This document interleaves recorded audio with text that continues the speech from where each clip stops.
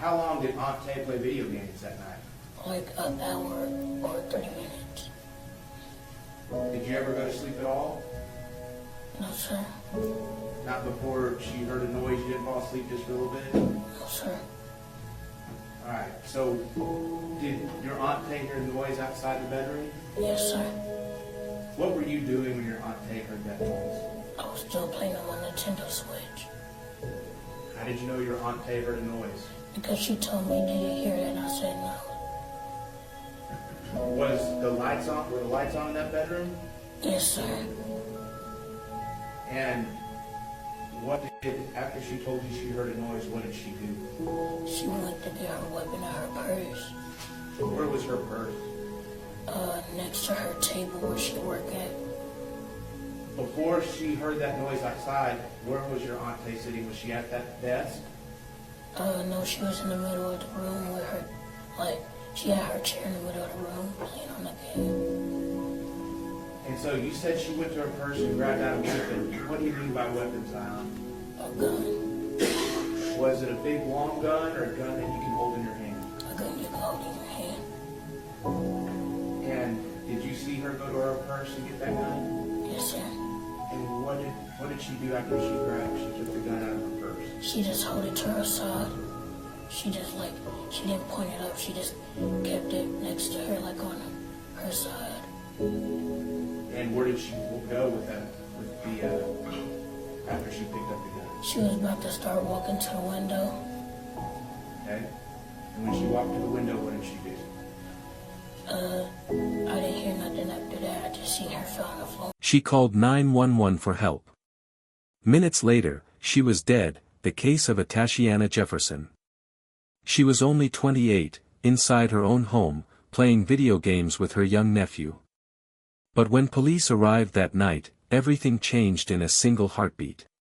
What happened in those few minutes would shock a community, and leave a nation demanding answers. Atashiana Jefferson was just 28 years old. A daughter, a sister, and a proud aunt. She had graduated from Xavier University of Louisiana with a degree in biology, and dreamed of becoming a doctor. That October night, she was at home caring for her 8-year-old nephew. To him, she wasn't just Aunt Tay. She was his best friend. Shortly after 2:30 in the morning, a neighbor noticed something unusual. Atashiana's front doors were open, lights still on. Concerned for her safety, he did what most would do, he called the Fort Worth police to request a welfare check. His intentions were to keep her safe. What followed, however, would do the opposite. Within minutes, 2 officers arrived at the scene. But instead of knocking at the door or announcing themselves, they quietly circled the property. Their flashlights cut across the windows as they moved through the dark. To Atashiana, inside with her nephew, the sounds outside didn't feel like police. They felt like intruders. Atashiana, hearing noises outside, moved toward the window to see what was happening. In her hand, she carried a legally owned firearm, protecting her home, her nephew, and herself. What happened next lasted less than a second. An officer, seeing her through the window, shouted only one word, "Show me your hands." And before she could even respond, he fired a single, fatal shot. She collapsed in front of her nephew. A moment that would haunt him forever. Atashiana's 8-year-old nephew saw everything.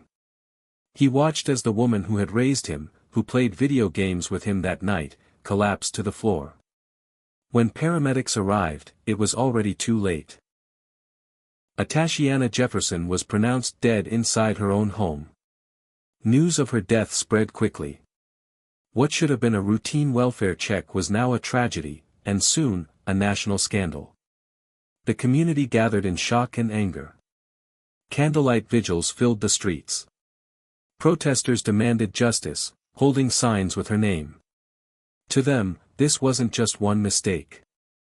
It was part of a pattern, a cycle of distrust between police and the very people they were sworn to protect. The officer who fired the fatal shot, Aaron Dean, was arrested and charged with murder. For Atashiana's family, it was a step toward accountability, but no charge could bring her back. Tashiana Jefferson should have been safe in her own home. She should have been able to open her doors at night without fear. She should have been able to call for help without losing her life.